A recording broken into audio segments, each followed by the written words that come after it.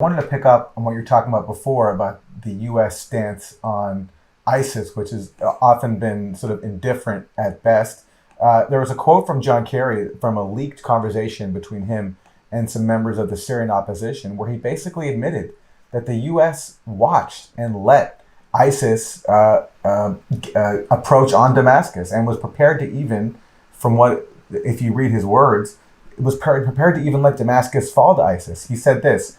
The quote, the reason Russia came in to Syria is because ISIL was getting stronger, Daesh, ISIL, was threatening the possibility of going to Damascus and so forth. And that's why Russia went in, because they didn't want a Daesh government and they supported Assad. Yeah, imagine that, not wanting an ISIS Oh yeah, government. Extreme position. We don't want an ISIS government next door to us. What a strange choice. And we know that this was growing. We were watching. We saw that Daesh was growing in strength, and we thought Assad was threatened.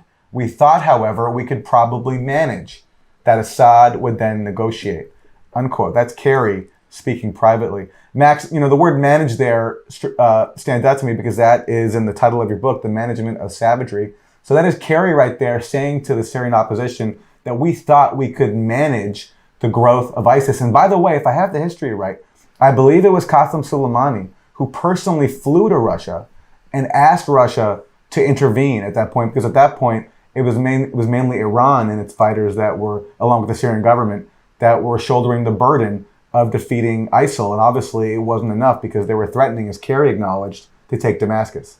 Yeah, and Hezbollah in the areas adjacent to Lebanon, which I actually got to visit in September when I went to Malula, which is a historically Christian village where Neo-Aramaic is spoken. It's one of the only places in the world where it's spoken. And this village was overrun by Jabhat al-Nusra, the local al-Qaeda affiliate.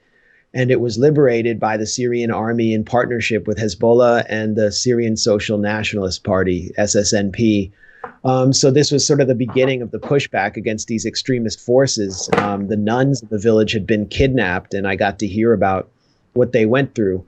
But this was happening all across Syria, and the U.S. wasn't just watching; it was sending arms into these, the moderate rebels, the Free Syrian Army, through the CIA and DoD, and those arms were going into the hands of the so-called Islamic State because a lot of the FSA fighters would just simply join ISIS. They were mercenaries looking for the money, looking for the most powerful fighting force, or they would join al-Nusra, which then would form all of these different coalitions, which today are Hayat Tahrir al-Sham, and they're based in Idlib.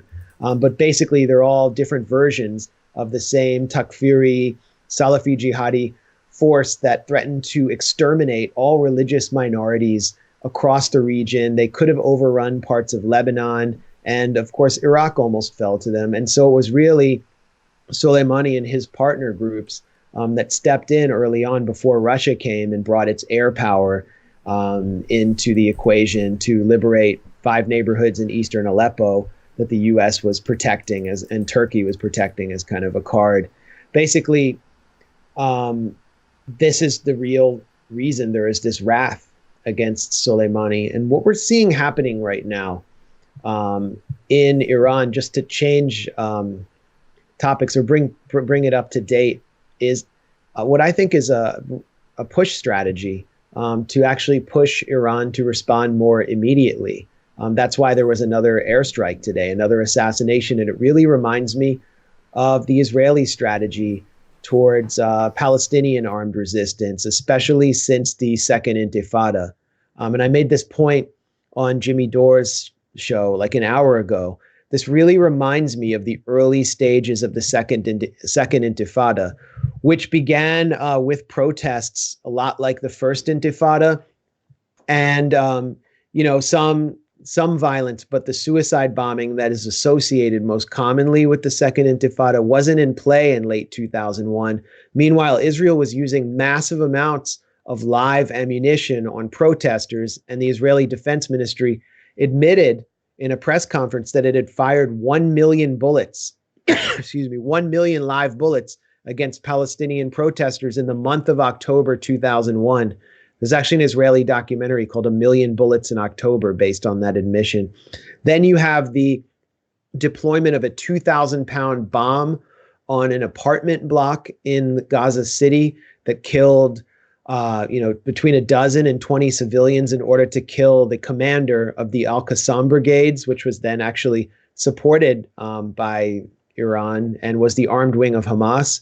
And the conflict escalated. And they start killing the political leadership of Hamas and demonstrating that they're willing to go crazy. This whole mad dog policy that's what the U.S. is embracing here, but they're embracing it against a regional power that has the capacity to wreak havoc on U.S. military personnel and diplomats across the region and to do deep structural damage to the world economy. So they're just pushing and pushing and pushing, but Trump seems to have lost all control. He's having this insane rally with evangelicals today where they're laying hands on him and he's bragging about what a tough guy he is, try to bring the Christian right on board. He has no idea what forces he's unleashed, but there's going to be a response, and it's going to be something more ferocious than I think they're ready for.